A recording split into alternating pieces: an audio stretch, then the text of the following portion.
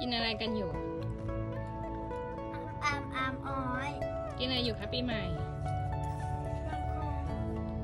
น้ำโค้กกับอะไร กับมาม่าช้างน้อย มาม่าช้างน้อย กินเยอะไม่ดีนะรู้หรือยัง กินน้ำเยอะๆโอ้เหนื่อยก็ต้องเติมพลังใช่ไหมคะ ไปทำอะไรกันมา ปลาอิ่ม ขุดดิน คนนี้อ่ะ ขุดดินใส่แปลงผักใช่ไหมคะ อร่อยไหมโอ้เยี่ยมมากเก่งมากเลยค่ะ โอ้ช่วยแม่แล้วก็มาเติมพลัง เก่งมากเลย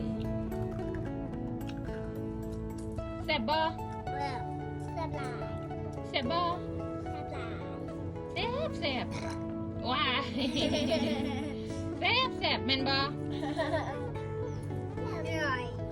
แซ่บหลาย